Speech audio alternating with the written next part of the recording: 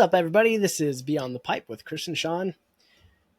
Chris, did you know that "It's a me, Mario" is not him saying "It's me, Mario"? I've Did heard you this know that? before. I've heard it. Who was it? It was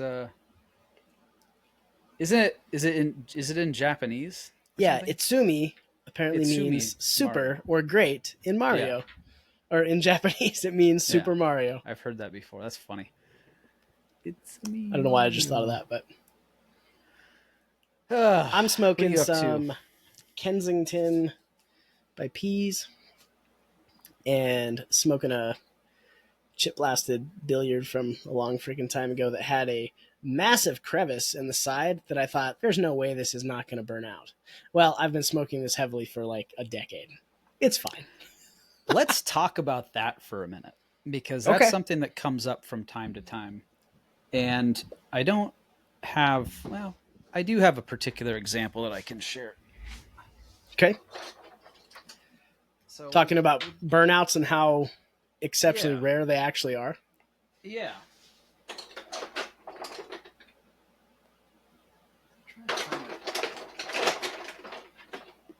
Let's see if I got a good one in here.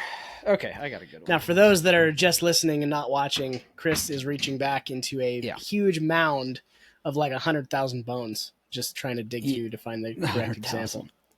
So this They're is a just good piled on the example. floor. So I'll give a little bit of backstory here. Bones, everyone knows Bones pipes are, a lot of them are seconds. Some of them are firsts. Some of them are just overruns. It's basically all the stuff that, if a brand orders pipes in Italy and they have too many, or they needed a certain amount of smooth, or they had some that got, kicked out because they have cracks and flaws and whatever. Normally they would fill those. Like normally they would putty them and rusticate them and then finish them, and you'd never see the fill. I personally don't like fills, but I feel like we've gone kind of like overboard with the paranoia about burnouts because, like, generally when you have a burnout, it's not seen in the pipe, and you'll start smoking, and inside the chamber, you'll see just like a divot. After a couple bowls, it'll be a bigger divot. A couple more bowls, a couple dozen more bowls, it'll be a cave, right? If it's a legitimate burnout that's happening, it'll really start chipping away at that pit. It'll eat at it, right? Yeah. And over time, if the pit is big enough inside the walls of the chamber, it'll slowly nibble its way through, and it'll start getting brown and then black, and then it'll start popping through, and then you have essentially a fail. Those are like real legitimate burnouts are exceptionally rare. It's not common, Yeah. and it's very, very hard to purposefully do what I just described. So generally when you have a pipe like this and you have a pit like that, right? And I'm just showing like a Bones Umpal. And that pit isn't super duper deep, but it's deep enough.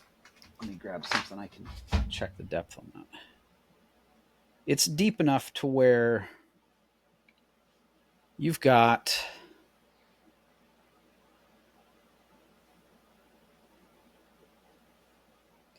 probably Halfway through the bowl. like an eighth of an inch on Yeah. the chamber on the inside. That's clean, right? There's no pits on the inside there. You got maybe that's how deep it goes, and that's a deep one, right? Yeah. An eighth of an inch, to me, will get warm. If you chooch on it super hard, it could become an issue. But here's where it kind of your traditional line of thought would kind of not make sense, or it would be incorrect. The Briar Cigars walls are impossibly thin. I mean, they're an eighth of an Yeah. inch, a little bit more than that all the way around, and those things don't burn out. And the reason that we found out that they don't burn out, if there's no flaws and no pits, you have perfectly clean wood, which is again why the Briar Cigar takes so damn long to manufacture. It's rare. It's rare. You got to get the cleanest wood, right? Because of the composition of briar and how fire resistant it is, that heat will dissipate as fast as it's coming in. So You take a couple puffs, you put it down, the heat is dissipating, especially on a blasted finish because you have a higher surface area and Mm-hmm. more of that is hitting the air and that is thusly cooling the pipe. It's unlikely that you'll puff on a pipe to the point where the thing ignites. Yeah. If you're at that point, you've got It's bigger so problems hot. because you wouldn't be able to hold it. You're roasting your It, tongue. Like, yeah, that's causing it has issues. its own mechanisms to stop you from doing that, right? So I don't know. I feel like we have this discussion a lot about how like people are worried. They see, like this is a good example. Like some of these striation, these cracks. These are something that kick for me. They kick it out of the they knock this out of the normal bones lineup. This is only in the random gnarly box, and generally I don't even sell them in that. Now these cracks don't go all the way through. Yeah. However, these are the kind of cracks that do spread. Yeah, with So you expansion and contraction and heat and exactly. moisture and stuff like that. These are the kind of cracks that do not spread. Yeah, because that's like Is a that coming knot through? almost. That's like a pit. That's inside the block. That is a crack during growth. That's not a drying crack. These are okay. These will never crack further.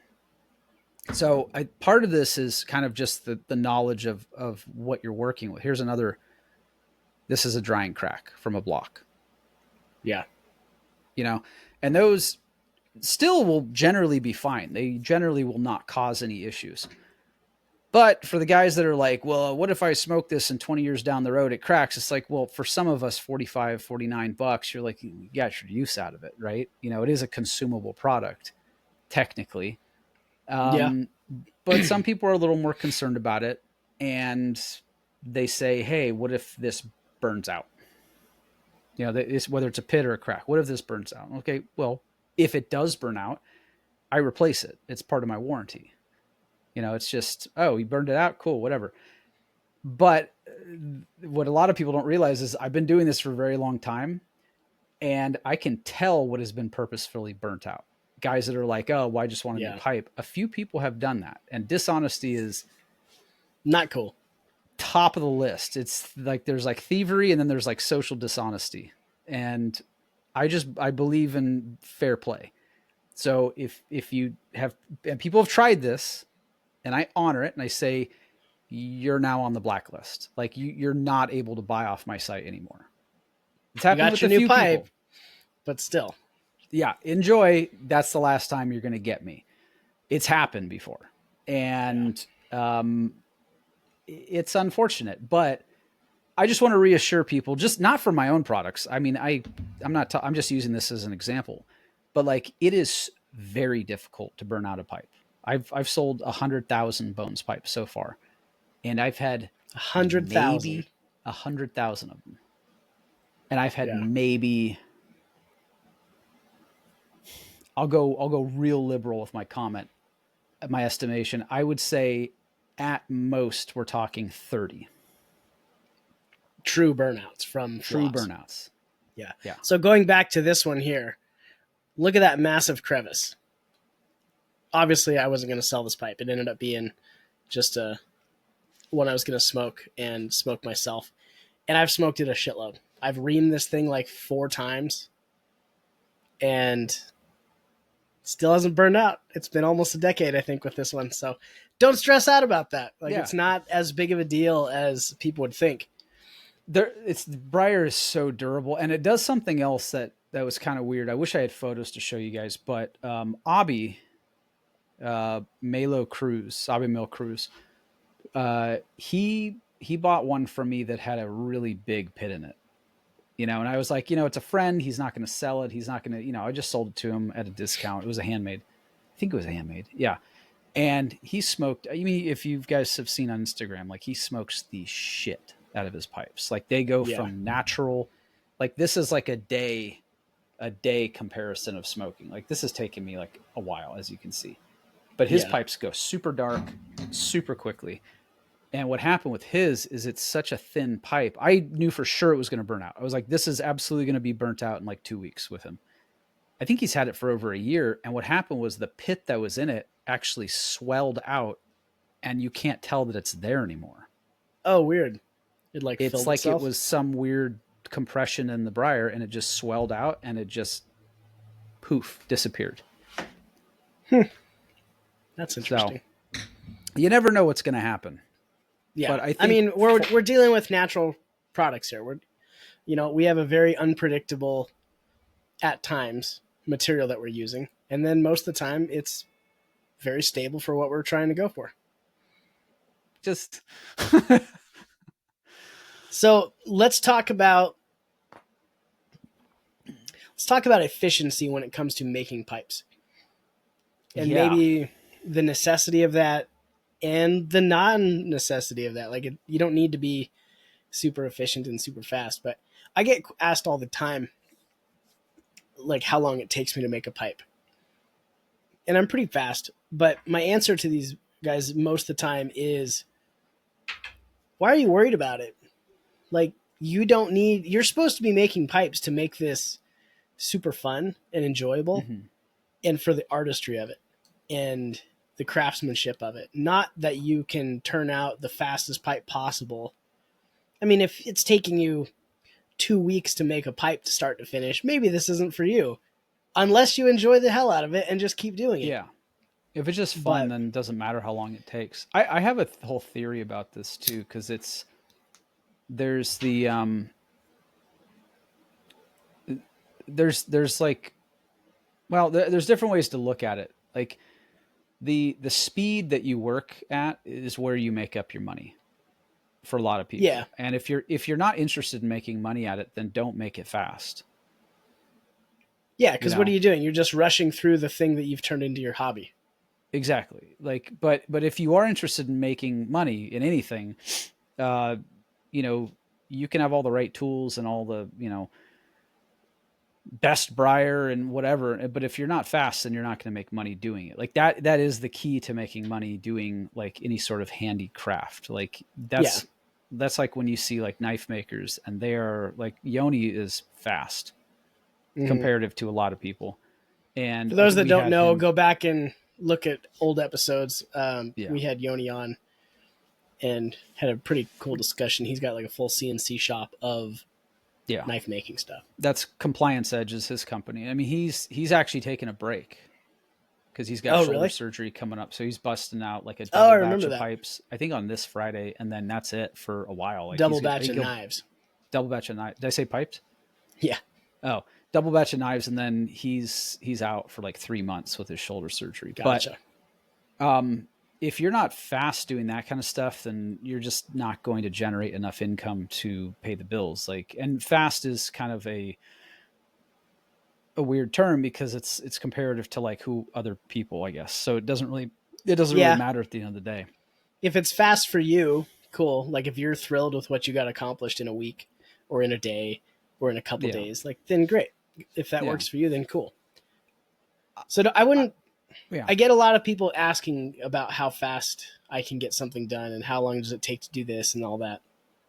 And I always wonder to myself, are they curious about me personally, or are they trying to compare how fast they should be doing something?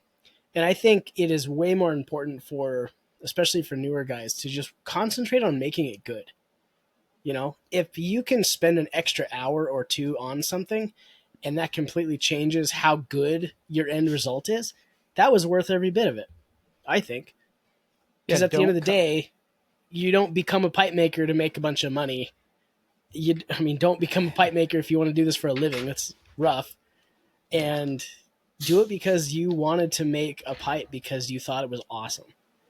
And you're going to enjoy smoking that pipe or sharing that with somebody else and having somebody else do it. I think that's a really good way to do it. And you get faster naturally over time. Like, don't work Yeah, so it's all fast muscle that, memory.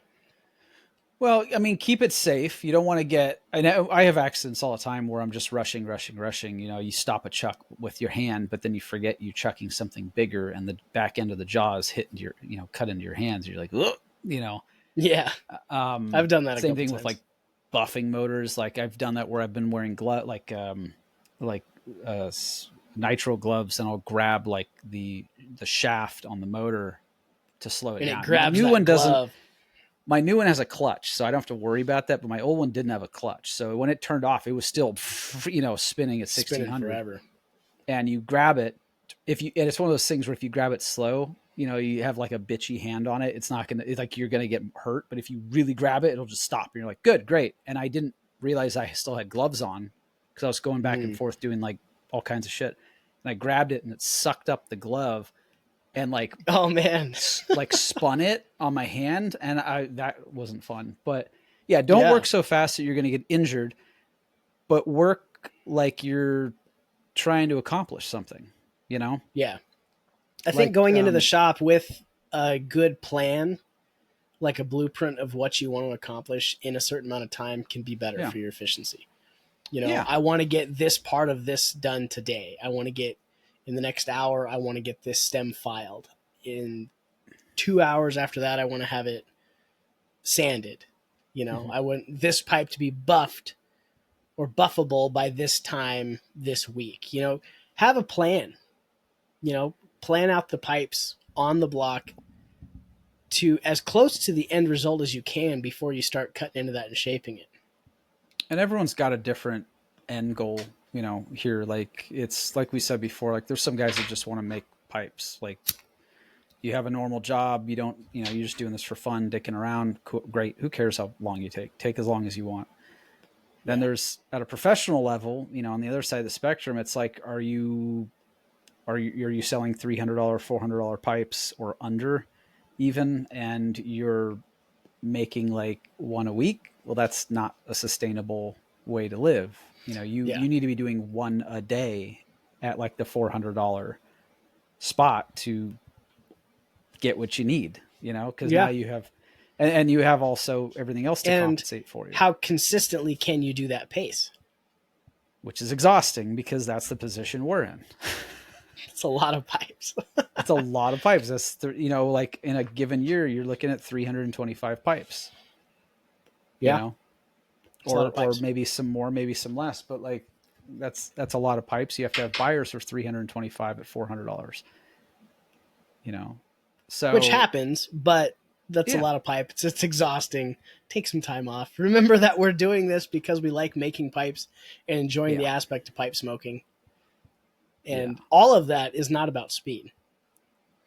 It's not. And there's like ways that you can bypass a lot of that too. Like if you don't want to hand cut stems, you can buy acrylic stems. You can just put those on and just say, hey, these are what they are. And you price them accordingly at $150 or whatever you say. And you'll be able to sell those. Yeah. That's a great way to go. So I also got asked recently if I sketch, and I used to. I don't sketch anymore, and I need to get better at it again, like regularly. I'm sketching out all the time, dude. I don't know what you're talking about. Are you? Oh, see, and I've no, I'm just not. I don't actually. I have not allowed myself that time. I don't draw. I'm sketching out. I'm just in the shop. Anyway, I think it's important, especially when you're just starting, because now everybody's got different skill levels of being able to draw and sketch and all that kind of stuff. But if you can at least partly visualize what the pipe's going to look like on paper, and then maybe even cut that shape out and put it on the block and then cut it out like that, how are you really going to know what you're going for at the end? I've seen a lot of new guys start and they'll just grab a block and throw it in the chuck and start drilling it out. And it's like, but what was the goal here? Like, what were you doing? So I think that's important. Like, that's never worked for me. Really? You don't do that? I used to draw on blocks, but like I've never like sketched out a design and then cut it out and stuck it on a block. And then, because once you do that, there's something that happens. Like you put it on the block and then you, like when you shape it, for some reason, it doesn't come out the same way when I do it.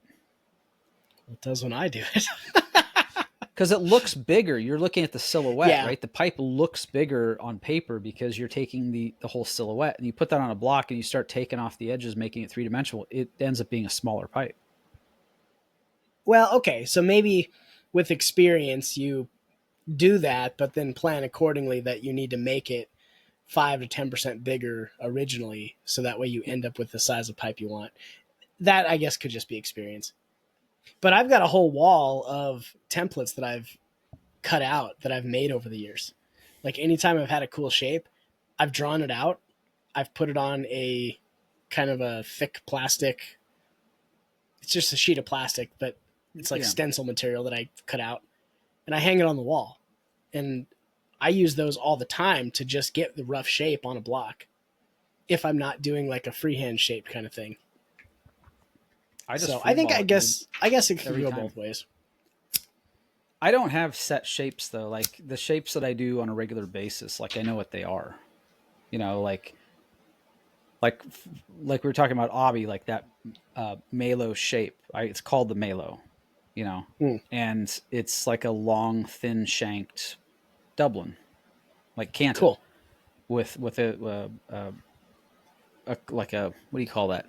Conical chamber, taper chamber. So the walls are the same thickness the whole way up, Yeah. and I just do them. Like I just have it in my head. They're always a little bit different in size, but you just do them. And you're like, yeah, that looks about right, and you call that a day. Whereas like I think there are certain guys that have certain set shapes that they do, where having a template is a good idea. Yeah. I mean, I guess out of the 30 or 40 shapes that I've got on the wall, I only do 5 to 6 of them regularly, like weekly.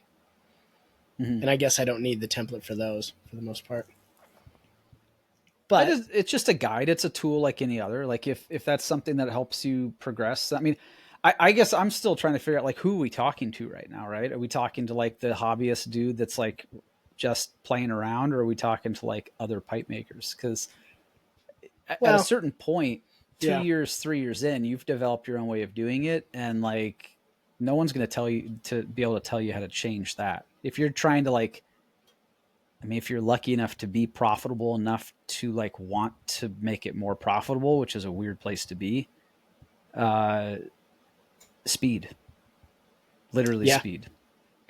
Get every part of your process down. Yeah, because I I don't try to make think sure that every step of something I'm doing is benefiting and setting myself up for the yeah next 1 or 2 steps after that. yeah Just no making wasted sure that you're steps. doing everything in the correct order of operations. Yeah, That's a Grant huge thing Batson with had a efficiency. theory. I was talking to him, Grant Batson. I was talking to him a few years ago, and he had a theory with his workshop. He has a really tiny workshop. Like it's probably the size of the room I'm in now. Everything is like arranged in a U or a an L shape, and he has all of his kind of like how your shop is set up to where all your tools are right there. Boom, boom, boom, boom, Yeah. boom, and your order of operations. It's almost Kaizen. If anyone's familiar with the Kaizen property or the Kaizen way of manufacturing, you open it like they do it in auto assembly warehouses and stuff. You open a drawer, and this drawer are all the tools you need to put together this one part Yeah. on the car. At that station. And they all fit in foam. And you pop them back in, you close the drawer, and you open up the next one. And then that is for this next part, and it's Mm-hmm. all the same, like all the tools you have are right there, which is awesome. It's super awesome. But if I ever walk into someone's workshop and I see Kaizen foam and it's all cut out, and I'm going to think they're a psychopath.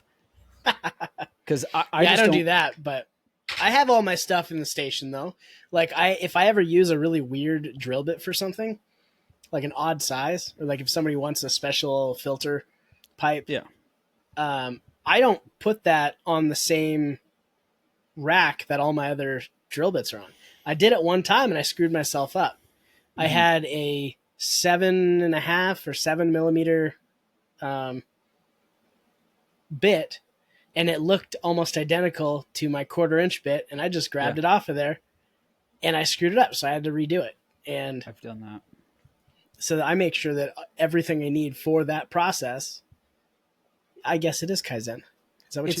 It's sort of Kaizen. It's like mildly autistic Kaizen.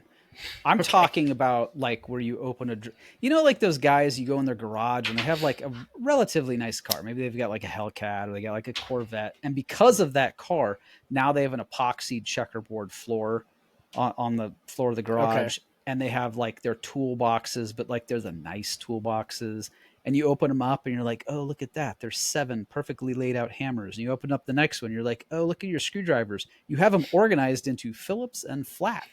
Like, whoa. And then you open up their socket drawer and their sockets are all like in these little individual areas. It's like, does anything ever happen here? That's true autism right there. And I can appreciate it, but I also am a little bit afraid of those people because the true master of their craft will tell you where their 10 millimeter or their 6 millimeter socket is exactly in their messy ass workshop. Mine's pretty messy right now.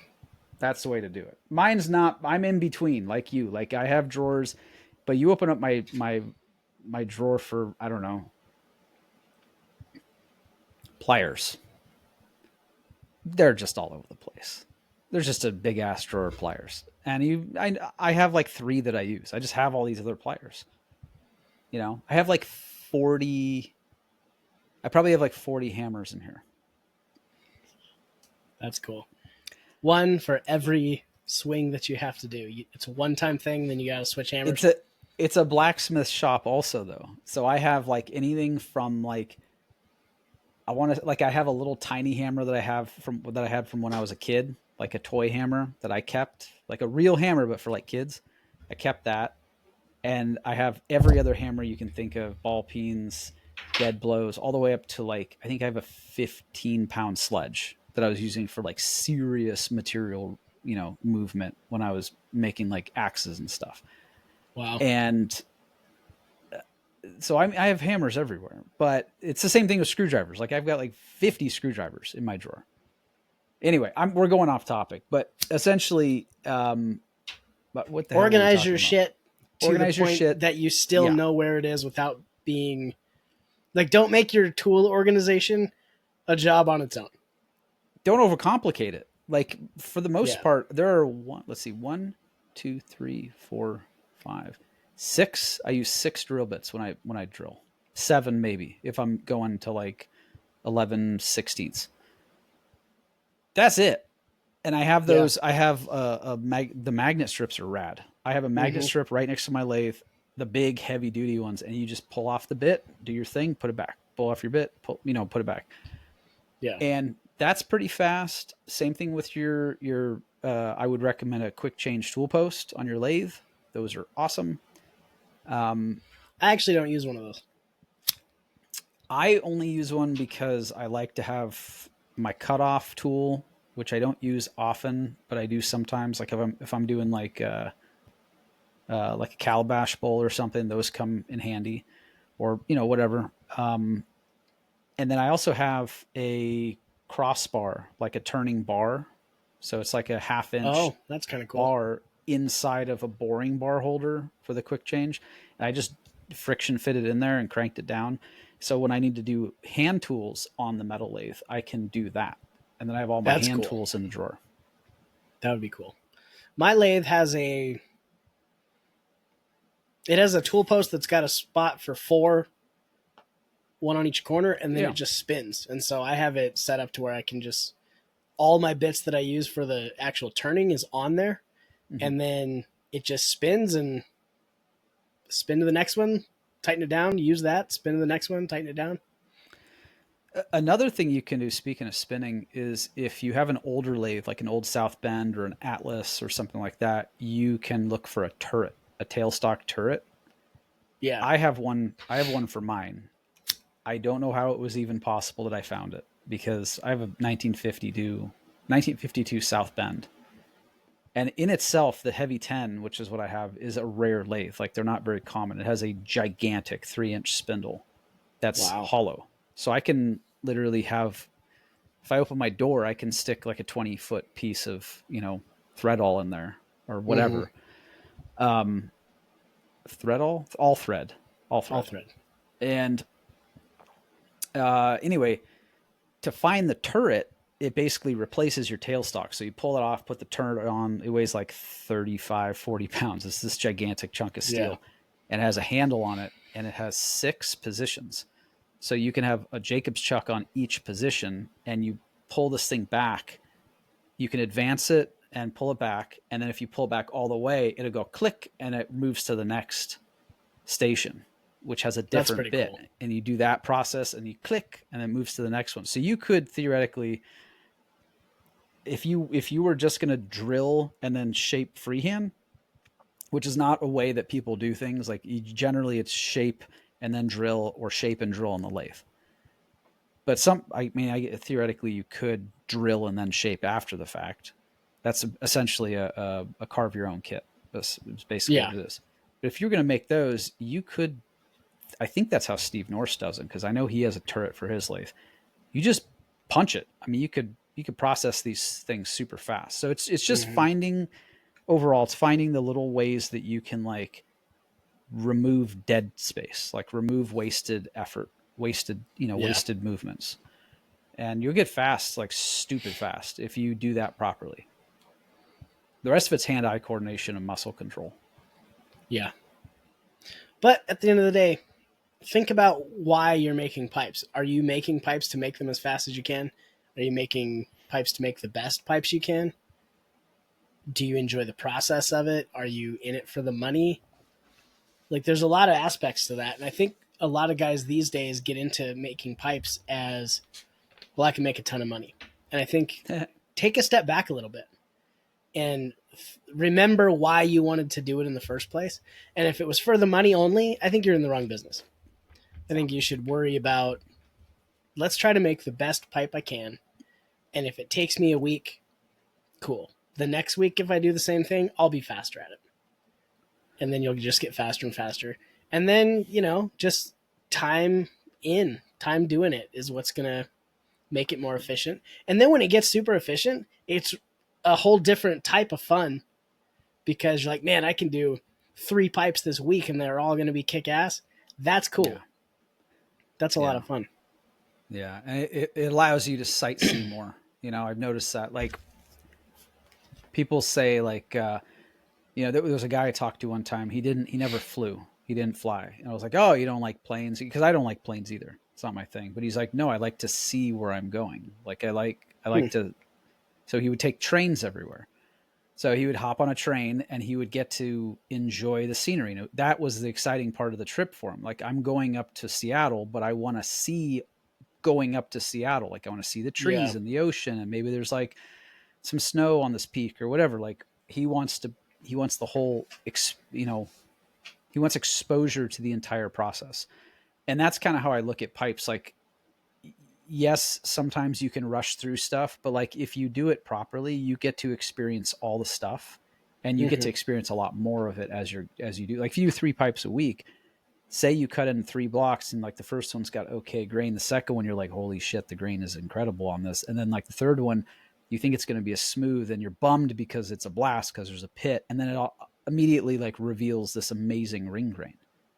Yeah. Like, you get to experience all these cool emotions, which for most of us, most guys wouldn't even think of that, because who cares, right? But like, for guys that are nerdy about this, like Sean and I, it's super important to have the fulfillment and the enrichment of that process to make what we're doing worth it for us. And we mentioned that on a previous episode. Like, this is not the glitzy glam, business that people think it is. Like, you have a pipe maker and you see it like, oh man, he sold that pipe for $550. You must be loaded.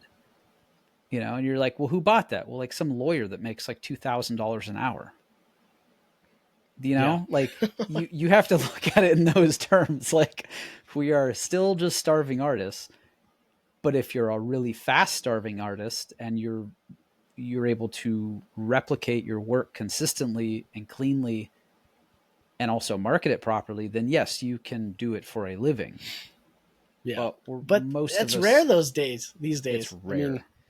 it's expensive. It's hard. Yeah. Briar's gotten more expensive. And Rodstock's gotten more harder. expensive.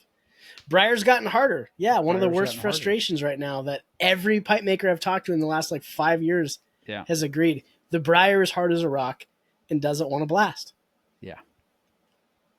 It was actually reassuring to talk to so many people about that, because Oh yeah. everybody's like, what is going on with the Briar? Why is it not blasting well anymore? What am I doing wrong? Did our Yeah. media change? Like, what's going on? The Briar's just harder. Yeah. It's just is what it is. We'll Like, we'll call it global warming or something. It must be. It's got to be. We got to go get carbon neutral before we get our good briar black. That's probably what it is. So. It's All I right. don't know. Well, Just don't trip about anything. Everyone just chill. Everyone chill. Don't worry about the flaws. The flaws are going to be okay. You're going to be all right. Unless you're dealing with like a shithead pipe maker who says like, no refunds. But most guys are cool about that. yeah. Be faster, but also safe, but also like, why are you doing this? Why are you trying to? Well, I'm recapping right now. Why are you, Yeah. why are you trying to be faster? It's okay to be fast. And the But only why? rule is you must smoke a pipe while you're making a pipe. It's the only rule. I disagree with that Well, you're wrong. personally. Anyway, since we're going to end on Chris being wrong here, that you have to smoke a pipe while you're making one, that'll be it. All right. Let us know if you have any questions or comments. Comment down below in the video here and let us know what your favorite part of pipe making is.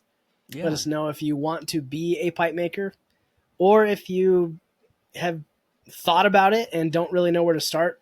Send us a message, beyondthepipe1@gmail.com, and let us know. All right, later. Good day.